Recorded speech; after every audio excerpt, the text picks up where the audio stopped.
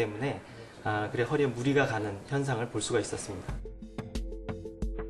체중 70kg인 사람이 서 있을 때 받는 힘을 70이라고 하면 누워 있을 때는 30, 앉아 있을 때는 100이다. 잘못된 자세일 경우에는 무려 170. 척추에 큰 부담이 따르는 것이다.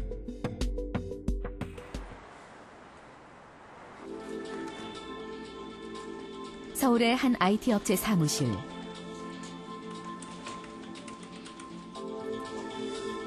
직원들은 대부분 책상에 앉아 컴퓨터로 업무를 처리한다. 하루 평균 앉아있는 시간만도 10시간을 넘다 보니 이리저리 몸을 비튼다. 하지만 바른 자세로 앉아있는 경우는 찾아보기 힘들었다. 아무래도 이제 처음에 앉았을 때는 뭐 정자세로 앉겠지만 시간이 지나니까 점점 이제 약간 좀 깊숙이 의자에 앉게 되면서 약간 좀 눕는 것. 안 좋은 날은 그러니까 앉아 있는 것도 힘들 정도로 허리가 아플 때도 있고요. 과연 이들의 척추 건강은 어떤 상태일까? 제작진은 한 대학병원의 협조를 얻어 직원들에 대한 척추 검진을 실시했다.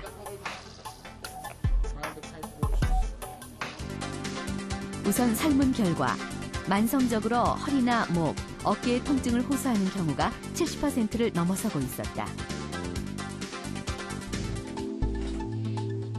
엑스레이와 CT 촬영 결과는 더욱 심각했다.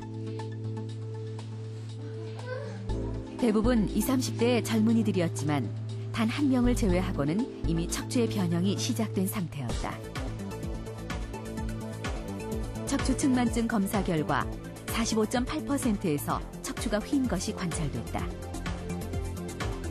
부분별로는 절반 가까이 일자목이 진단됐고 등과 허리가 과도하게 굽은 후만증과 전만증도 적지 않았다.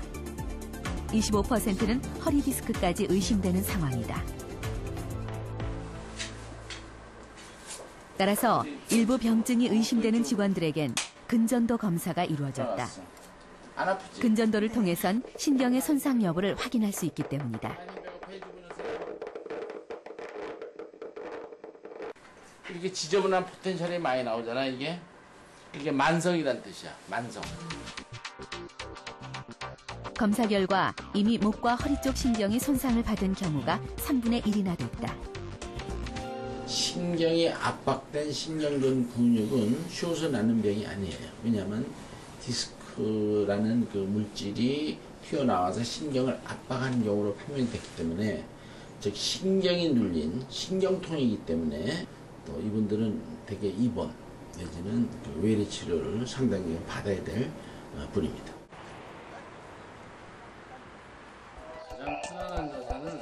지난 1월 중순 제작진은 경희대학교 의료진과 함께 흥미로운 실험을 진행했다. 자세에 따른 몸의 변화를 측정하는 것으로 참가자 2명은 나이가 같고 체중도 비슷하다. 그러나 한 명은 잘못된 자세, 다른 한 명은 바른 자세로 책을 보도록 하고 실험 전후에 혈액 검사를 실시했다. 2시간 후 참가자들의 몸에선 어떤 변화가 나타났을까? 바른 자세인 경우 피로를 유발하는 물질인 젖산 농도가 감소했고 잘못된 자세일 땐 증가했다. 이분이 오히려 바른 자세에 있음으로써 근육이 더 일을 덜 하면서 그 전 단계의 피로를 풀었질 않았나 이렇게 추측을 하는 거고, 바르지 못한 자세에 있던 분이 소량이지만 올라간 거는 그만큼 더 에너지가 일을 더 많이 하지 않았나 이렇게 해석할 수 있겠습니다. 잘못된 자세를 바로잡기 위해 근육은 더 많은 일을 해야 한다. 이 과정에서 젖산 같은 노폐물이 과다하게 생겨나고 이들은 혈관을 따라 온몸으로 퍼진다. 자세가 바르지 않으면 전신 피로감까지 높아지는 것이다. 나쁜 자세가 독이라면 바른 자세는 보약과 다름이 없겠죠. 학생들의 경우에는 자세가 좋아지면 집중력도 높아진다고 하는데요. 앉을 때는 의자의 높이가 중요합니다. 무릎이 허벅지와 수평을 이루거나 약간 높은 것이 좋습니다. 그리고 자세가 중요한데요. 허리를 쭉 편 다음에 엉덩이가 등받이에 완전히 닿도록 깊게 앉습니다. 이때 무엇보다도 주의하셔야 할 것이 바로 눈높이인데요. 책이나 컴퓨터가 아래에 있으면 자연히 목이 숙여지게 되겠죠. 따라서 받침대를 이용해서 이렇게 책이나 컴퓨터의 높이를 눈높이와 거의 맞추거나 약 15도 정도만 아래로 맞춰주십시오. 그러면 자연스럽게 목이 펴지게 됩니다.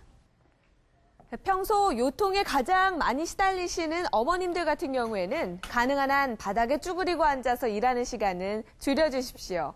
그리고 이렇게 싱크대 앞에서 일을 할 때는 받침대를 두거나 싱크대 문을 열고 한 발을 올려주시면 좋습니다. 이렇게 하면 다리에 힘이 가면서 척추가 받는 부담이 한결 줄어들게 됩니다. 이렇게 많은 분들이 무거운 물건을 들다가 허리를 다치시는데요. 이렇게 허리를 숙이고 무거운 물건을 들면 허리가 모든 무게를 떠안아야 합니다. 따라서 이렇게 잠시 앉아서 물건을 감싸는 뒤 다리 힘으로 일어나 보시면 좋습니다. 몸 전체 근육의 70% 이상이 하체에 있고 무릎 관절만 보더라도 허리보다는 훨씬 튼튼합니다. 하지만 이미 척추에 문제가 있으신 분들의 경우에는 좀 더 적극적인 노력이 필요합니다.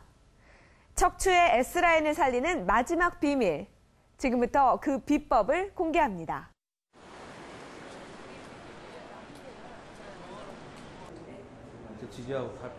서울 강남의 한 헬스클럽. 제작진은 조금 특별한 트레이너를 만났다. 경력 14년째 베테랑 임종필 씨. 연예인들의 개인 트레이너로 유명한 그는 권상우와 가수 비 등 수많은 몸짱 스타들을 지도했다. 특히 배영준 몸 만들기 프로젝트에 참여했던 일은 큰 화제를 모았다. 그는 유달리 허리 근육 강화 운동을 강조하는데 거기엔 특별한 사연이 있다. 저 같은 경우는 척추 전만증이, 그러니까 배가 이렇게 나오다 보니까 팔다리는 얇은데 허리가 뒤가 제쳐 있으니까 항상 허리가 피로하고 그다음 배가 이렇게 불룩 나와 보이는 올챙이배처럼. 그래서 이런 생활하기가 좀 힘들었고 또 외관상 보기도 별로 안 좋았죠.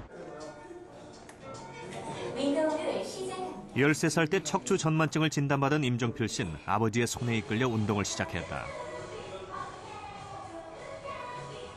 지금은 보디빌더로 활동할 만큼 탄탄하고 균형 잡힌 근육질의 몸매. 더욱 놀라운 건 운동을 시작한 후로 허리 때문에 고생하는 일이 거의 없다는 사실이다. 운동은 그의 척추에 어떤 영향을 미친 것일까? 운동 능력은 좋더라도 허리의 정렬 상태나 아니니까 임종필 씨와 병원을 찾았다. 척추의 상태를 확인하기 위해 엑스레이와 MRI를 촬영한 결과 척추는 매우 정상적인 배열 상태를 보여주었다. 근육이 척추를 보호한 것이다.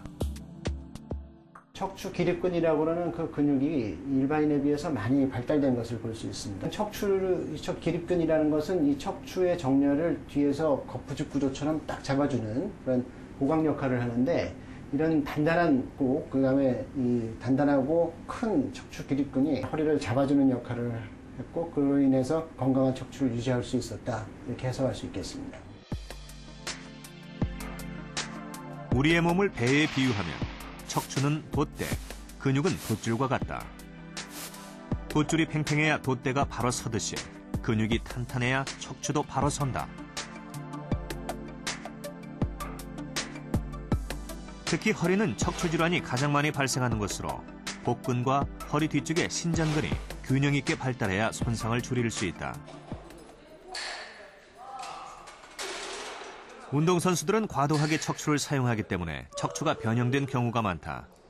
무거운 역기를 드는 역도 선수들이 특히 심하다.